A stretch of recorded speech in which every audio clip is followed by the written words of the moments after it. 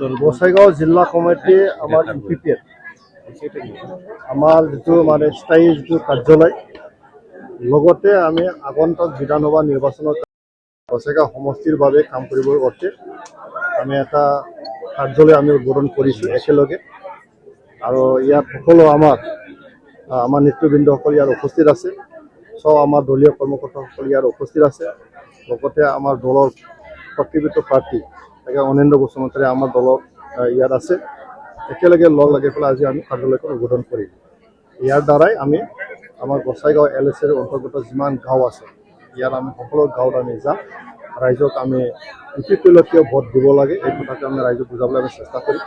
আৰু আমি আশাবাদী 1 নম্বৰ আমাৰ গোসাইগাঁও সমষ্টিত এবাৰ অনিন্দ্য বসুমতাৰী আৰামত জিকিব একেবাৰে মানে শান্তিপূৰ্ণভাৱে হ'ব লাগে সকলোৱে বিচাৰিছে এইটো ইয়াৰ যাতে কোনো গণ্ডগোল নহয় ইয়াৰ বাবে মই অনুৰোধ কৰি আমাৰ ইলেকশ্যন কমিশ্যনক যাতে ইয়াৰ সুচাৰুৰূপে তেওঁলোকে নিয়ন্ত্ৰণ কৰি পেলাই সুচাৰুৰূপে যাতে হৈ যাব পৰা এটা পৰিস্থিতি সৃষ্টি কৰে থাকিব ভাল পোৱা আৰু বেয়া পোৱা না আমাৰ দেশ হ'ল গণতান্ত্ৰিক সব নাগৰিকৰে একে মৰ্যাদা থাকিব লাগিব অধিকাৰটো সবৰে আছে তো ইয়াত যদি আমি ভাবোঁ আমাৰ বিটিআৰ অঞ্চলত বিশেষকৈ আমাৰ প্ৰমোদ বড়ো ডাঙৰীয়া নেতৃত্বত 5টা বছৰ আমি কোনো এনেকৈ চিন্তাই নাছিল এতিয়া কোনোবা যদি সমাজখন তেনেকৈ চলাব বিচাৰিছে ৰাইজে বিচাৰ কৰিব আৰু আমি অনুৰোধ কৰিম ৰাইজক যে এনেকৈ এটা অগণতান্ত্ৰিক চিন্তাধাৰাদি যাব না গণতান্ত্ৰিক পদ্ধতিৰে কাম কৰা ইউপিপিএলে সহায় কৰিব এই কথাটো নিশ্চয় ৰাইজে বুজি পাব মই কথাটো একেবাৰে স্পষ্ট কৰিব বিচাৰিছোঁ চাওক যোৱা BTC নিৰ্বাচনত বিপিএফে অনৈতিকভাৱে ভোট তেওঁলোকে কালেকশ্যন কৰিছে কথাটো হ'ল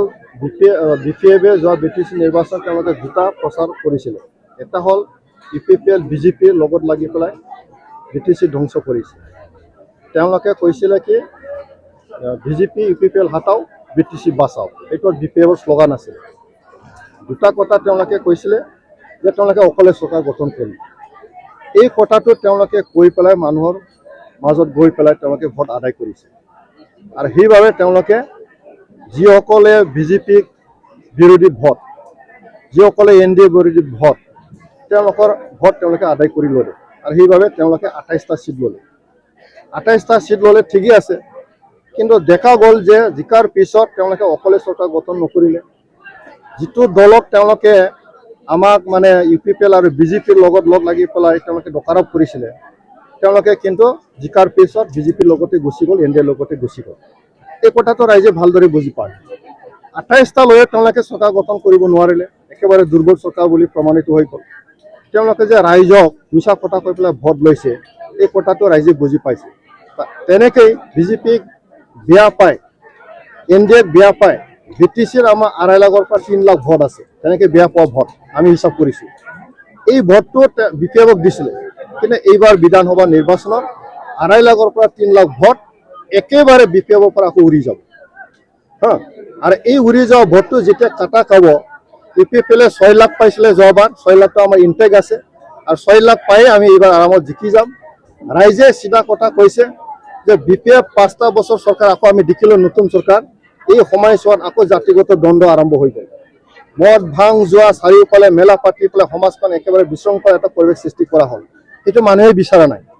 আফচোচ হৈছে ৰাইজে তো গতিকে মানুহে ভাবিছে এইবাৰ MLA নিৰ্বাচনৰ জৰিয়তে আমি বিপিএফক আকৌ সদন দিম গতিকে ইউপিপিএলক ভোট দিব আমি আশাবাদী কাৰণ 15 বছৰ বিপিএফৰ শাসন যিটো পৰিস্থিতি ৰাইজে বুজি পায় 5টা বছৰ প্ৰমোদ বড়ো ডাঙৰীয়াৰ নেতৃত্বত যিটো চৰকাৰ পাইছিলে ইয়াত স্থায়ী শান্তি প্ৰতিষ্ঠা কৰি পেলাই সকলো জাতি জনগোষ্ঠীৰ সমমৰ্যাদাৰ পেলাই সম উন্নয়ন কাম কৰাটো সকলোৱে দেখা পাইছে আৰু এই 5 মাহ যিটো চলি আছে বৰ্তমান বিপিএফ চৰকাৰত ইয়াত যে আকৌ মাৰাকাটা আৰম্ভ হৈ গ'ল ইয়াত যে জাতিগত আৰম্ভ হৈ গ'ল ইয়াত ইণ্টাৰনেট বন্ধ কৰিব লগা এটা পৰিস্থিতি হৈ গ'ল তো একেবাৰে স্পষ্ট যে বিপিএফৰ দ্বাৰাই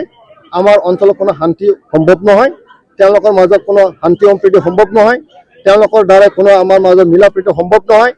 ইউপিপিএলৰ দ্বাৰা সম্ভৱ হ'ব এই গতিকে এইবাৰ MLAৰ দ্বাৰাই ৰাইজে আমাক ভোট দি পেলাই এই পৰিস্থিতিৰ পৰা পৰিত্ৰাণ পাবৰ কাৰণে ৰাইজে কাম কৰিব